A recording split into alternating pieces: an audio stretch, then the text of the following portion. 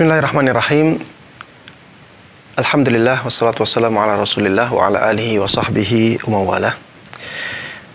Para pemirsa Fatwa TV yang semoga dimuliakan dan dirahmati oleh Allah Subhanahu wa taala, di sini kita akan membaca sebagian pertanyaan yang masuk sekarang dari saudara kita Abdullah dari Subang, Jawa Barat.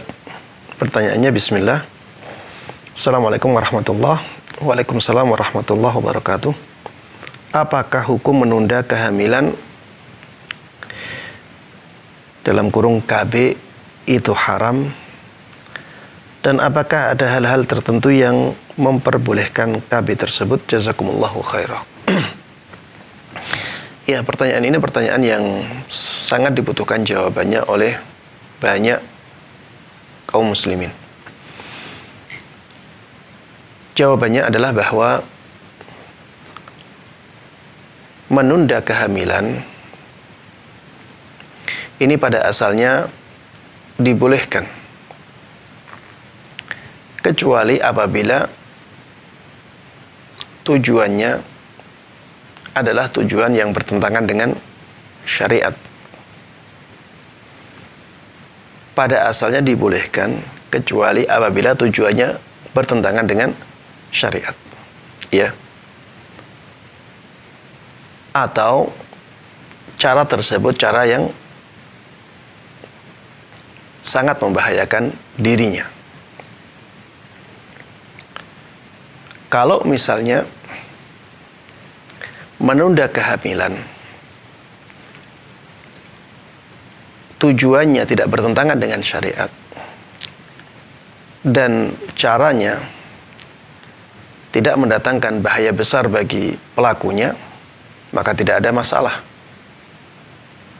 Dalilnya adalah kenyataan yang ada di zaman Nabi Muhammad SAW, bahwa dulu para sahabat biasa mengeluarkan sperma mereka di luar. Itulah yang disebut dengan azl. Dalam sebuah hadis disebutkan, kunna na'zil wal Qur'anu yanzil. Dulu kami melakukan azl, padahal Al-Quran turun. Ini perkataan sebagian sahabat Nabi Muhammad SAW yang menunjukkan perbuatan azl ini biasa dilakukan oleh para sahabat. Kunna na'zil wal Qur'anu yanzil. Dulu kami melakukan azl di saat Al-Quran masih turun.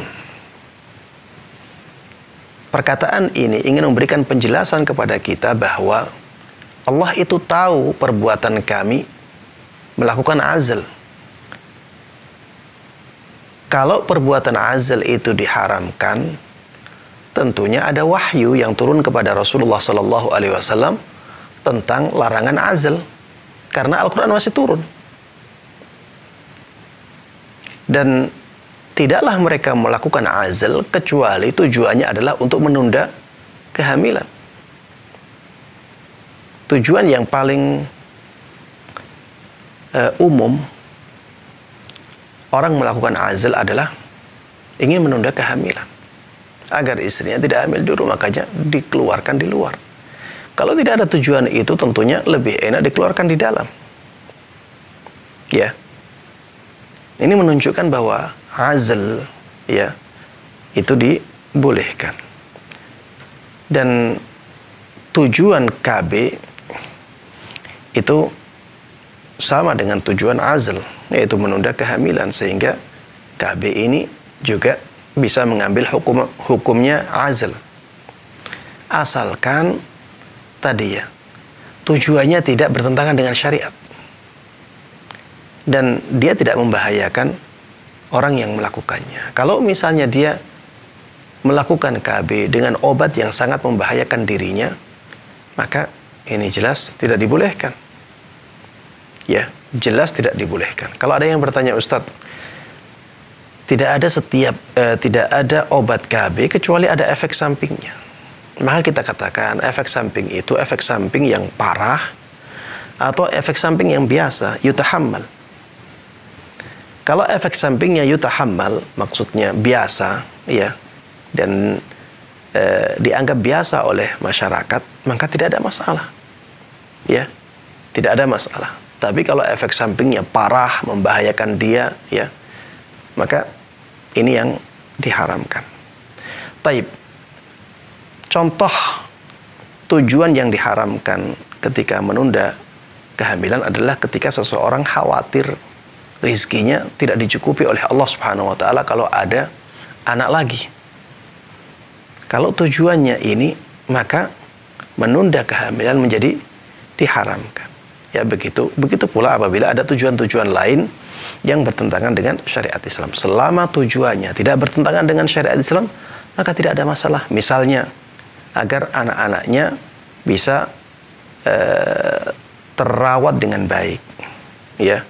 Karena kalau anaknya kecil-kecil semuanya, ya, dan orang tuanya sudah terlalu berat untuk memperhatikan satu persatu, maka nantinya mereka tidak terawat dengan baik.